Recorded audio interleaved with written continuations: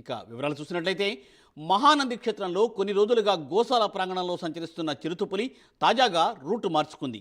తెల్లవారుజామున గోశాల వైపు నుండి ఆలయం వెనుక ఉన్న మాడవీధుల మార్గం గుండా దేవస్థానం కార్యాలయం వైపు వెళ్ళింది. చిరుతపులి సంచరిస్తున్న దృశ్యాలు సీసీ కెమెరాల్లో రికార్డయ్యాయి. మరోసారి చిరుత ప్రత్యక్షం కావడంతో స్థానికులు భక్తులు భయాందోళనకు గురవుతున్నారు. ఇప్పటికైనా అటవీశాఖ అధికారులు స్పందించి చిరుతపులిని బంధించాలని వారు కోరుతున్నారు. నిన్న అర్ధరాత్రి దాటిన తర్వాత గోశాల వద్ద చిరుతపులి సంచరించింది. ఇలా ప్రతిరోజు తెల్లవారుజాము సమయంలో చిరుత సంచారం స్థానికులకు యాత్రికులకు కంటి మీద కునుకు లేకుండా చేస్తోంది.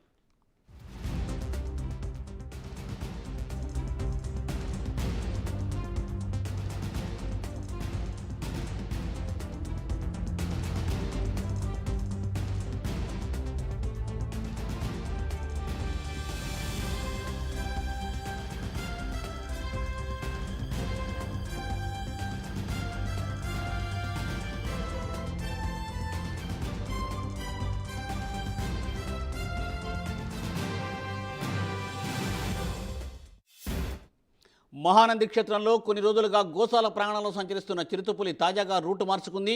తెల్లవారుజామున గోశాల వైపు నుండి ఆలయం వెనుక ఉన్న మాడవీధుల మార్గం గుండా దేవస్థానం కార్యాలయం వెళ్ళింది. చిరుతపులి సంచరిస్తున్న దృశ్యాలు సీసీ కెమెరాల్లో రికార్డయ్యాయి. మరోసారి చిరుత ప్రత్యక్షం కావడంతో స్థానికులు భక్తులు భయాందోళనకు గురవుతున్నారు. ఇప్పటికైనా అటవీశాఖ అధికారులు స్పందించి చిరుతపులిని బంధించాలని వారు కోరుతున్నారు. దీనిపై మరింత తాజా సమాచారాన్ని మా ప్రతినిధి హేమంత్ అందిస్తారు. హేమంత్,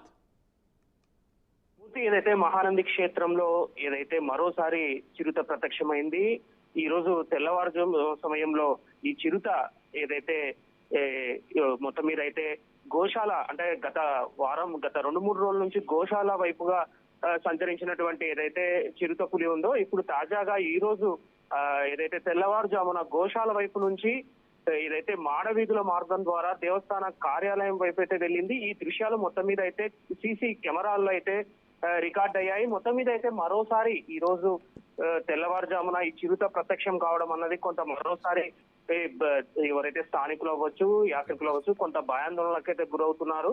గత 3 రోజుల నుంచి చూస్తే ఈ చిరుత గోశాల పరిసర ప్రాంతాల్లో తిరుగుతూ వస్తోంది. అది కూడా అర్ధరాత్రి దాటిన తర్వాత చిరుత సంచారం ఉంటోంది.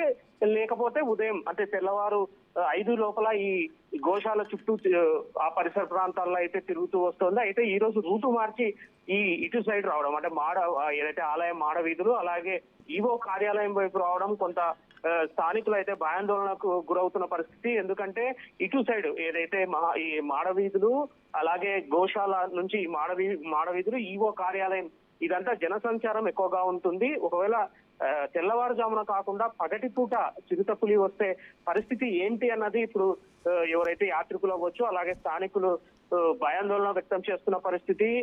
త్వరగా ఏదైతే ఈ అటవీ శాఖ అధికారులు త్వరగా ఈ చిరుతను బంధిస్తే కొంత ఇబ్బందులు తొలగుతాయి. ఎందుకంటే ప్రతిరోజు బిక్కుబిక్కుమంటూ బ్రతుకుతున్నాము. ఈ కంటి మీద కునుకు లేకుండా ఈ అర్ధరాత్రి పూట ఈ చిరుత ఎప్పుడొచ్చి తమపై దాడి చేస్తుందో అన్న భయాందోళన అయితే వారు వ్యక్తం చేయడం జరుగుతోంది.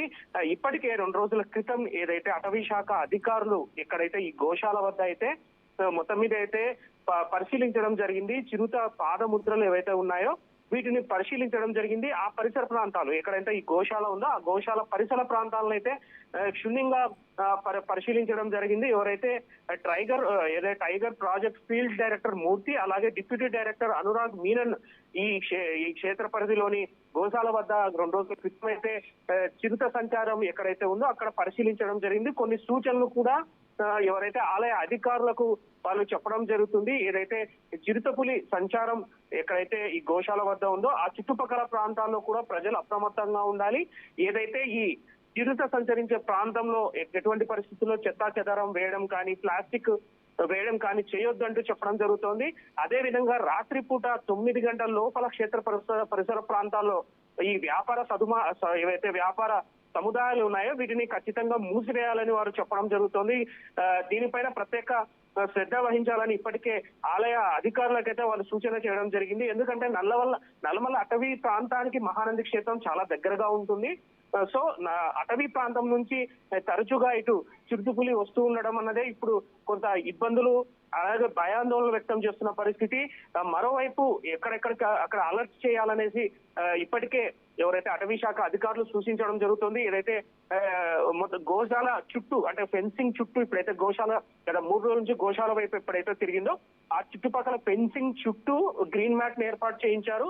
అయినా కూడా అంటే ఈ రోజు ఉదయం ఆ రూట్ మార్చి ఈ మాడ వీధుల్లో ఈఓ కార్యాలయం వైపు రావడం అనేది ఇప్పుడు కొంత భయాందోళన వ్యక్తం చేస్తున్న పరిస్థితి. అలాగే ఎక్కడైతే ఈ మహానంది నుంచి బోయలకుంట్ల ఏదైతే ఉందో ఈ రహదారిని కూడా రాత్రి పూట ఖచ్చితంగా మూసివేయాలంటూ కూడా ఆలయ అధికారులకైతే అటవీ శాఖ అధికారులు ఇప్పటికే చెప్పడం జరుగుతోంది. ఏదైతే ఒకవేళ పగటి పూట వస్తే చిరుతపులి అటాక్ చేస్తే తమ పరిస్థితి ఏందన్నది ఇప్పుడు ప్రధానంగా భయపెట్టిస్తోంది. ఇటు స్థానికులను కావచ్చు, యాత్రికులను కావచ్చు.